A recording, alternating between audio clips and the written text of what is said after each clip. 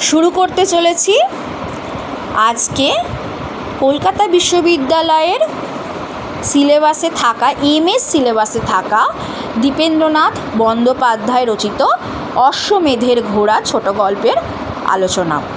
দেখো শুরু করছি। শুনছো সানাই? সানাই শুনছো? কেউ একজন কাউকে জিজ্ঞেস করলো। রেখা থমকে ঘাড় ফিরিয়ে তাকালো। ঠিক সেই মুহূর্তে আলোটা ওর মাথার চুলে ভেঙে পড়ে চিবুক আর গলার পাশে একটা হালকা ছায়া সৃষ্টি করলো। কাঞ্চন সানাইয়ের সুর বিস্মৃত হয়ে আশ্চর্য চোখে রেখার সেই ভঙ্গির দিকে তাকিয়ে রইল। হঠাৎ রেখাকে তার অপরিচিতা মনে হলো, স্বপ্নের অস্পষ্ট স্মৃতির মতো। দেখো এখানে কাঞ্চন রেখাকে ডাকলো পেছন থেকে, কি শুনছো সানাই? তখন রেখা